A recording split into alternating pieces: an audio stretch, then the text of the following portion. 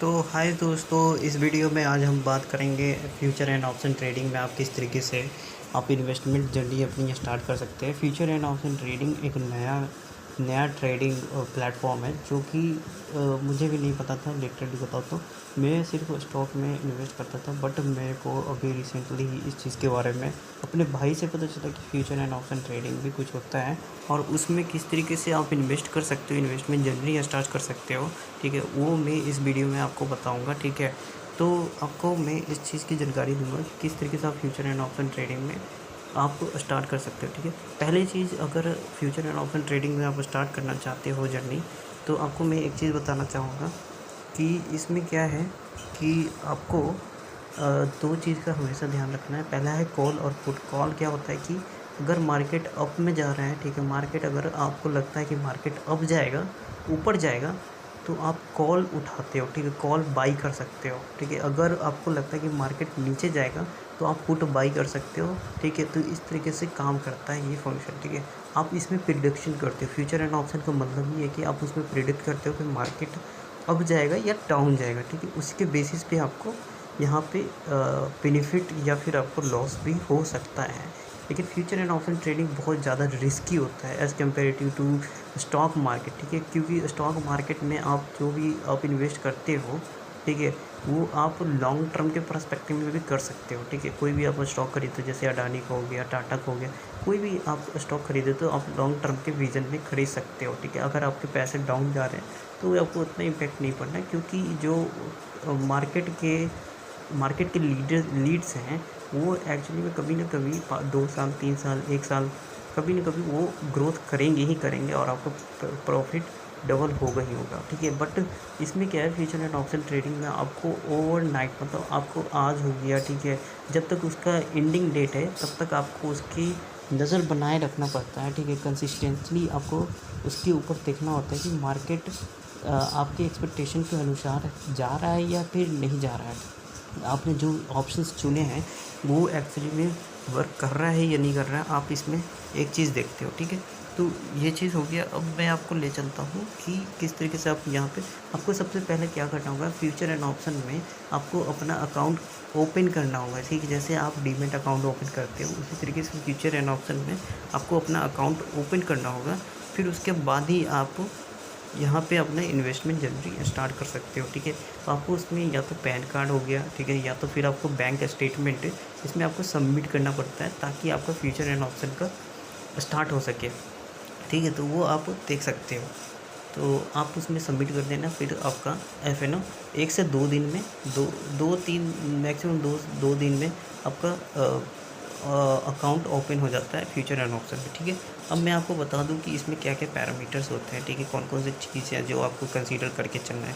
जैसे कि यहाँ पे देखो आप FII है। ठीक है, तो FII क्या होता है कि फ्यूचर फॉरेन इंस्टीट्यूशनल इन्वेस्टर्स होते हैं और डोमेस्टिक इंस्टीट्यूशनल इन्वेस्टर्स होते हैं। ठीक है, तो इसके ऊपर सारा गेम होता है। ठीक है, मैक्सिमम जो भी डोमेस्टिक इंस्टीट्यूशनल इन्वेस्टर्स हैं वो इंडियन मार्केट के होते हैं। ठीक है, मतलब जो NRI, ये सारे, मतलब कि जो इंडियन डोमेस्टिक मार्केट है, वो डोमेस्टिक इन्वेस्टर्स हैं वो होते हैं। ठीक है, फॉरेन इंस्टीट्यूशनल इन्वेस्टर्स वो होते हैं जो NRI हो गए, ठीक है, या फिर बैंक हो गए, वर्ल्ड बैंक हो गया। ठीक है, मतलब डिफरेंट रीजन्स के, डिफरेंट कंट्री के या तो बड़े इन्वेस्टर्स इन्वेस्ट करते हैं या फिर वहाँ के बड़े मेजॉरिटी ऑफ बैंक्स इन्वेस्ट करते हैं। ठीक है, तो ये सारी FII और DII हो गया। ठीक है, और यहाँ पे ग्लोबल मार्केट है। ग्लोबल मार्केट में सारे जितने भी, मतलब मैक्सिमम लीड्स जो मार्केट को वॉलेटाइल बनाते हैं, ठीक है, वो सारी इसमें डाउनफॉल होते हैं। ठीक है, जैसे नैस्डैक हो गया, डॉ जोन्स हो गया, FTSE हो गया, ठीक है, रसल हो गया, फिर उसके बाद हैंग सेंग हो गया। ठीक है, ये सारे मतलब ग्लोबल मार्केट इंडिसेस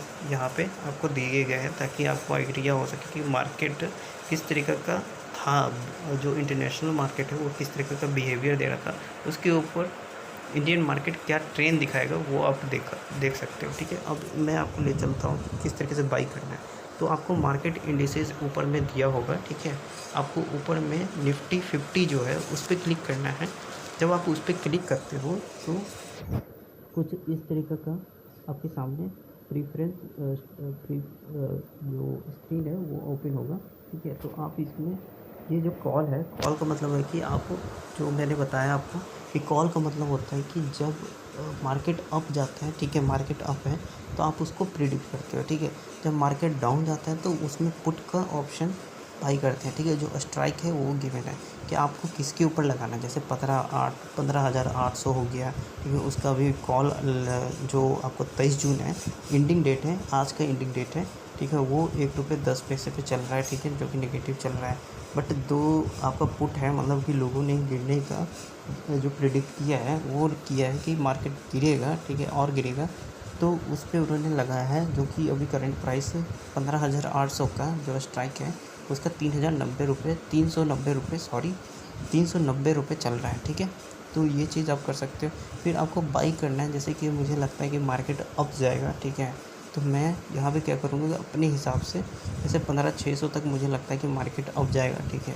तो मैं यहाँ पे इस वाले पे 15,500, ठीक है। तो मैं यहाँ पे क्या करूँगा 15,400 पे मुझे लगता है कि मार्केट 15,450 तक अब जा सकता है, ठीक है। तो मैं यहाँ पे 15,450 का कॉल पे, ठीक है, यहाँ पे मैं 25 पे क्लिक करूँगा। 25.20 है, जो 24.20 है, 15,450 का 24 है, उस पर मैं क्लिक करूँगा, ठीक है। जैसे ही उस पर क्लिक करूँगा तो यहाँ पे बाई का ऑप्शन आता है। तो आप जैसे ही बाई का ऑप्शन क्लिक करोगे दोस्तों, तो यहाँ पे एक इंटरफेस खुलेगा, ठीक है, जहाँ पे यहाँ पे लिखा है by price at market price, ठीक है। एट मार्केट मतलब जो मार्केट का प्राइस है उसी पे बाई हो जाएगा, ठीक है।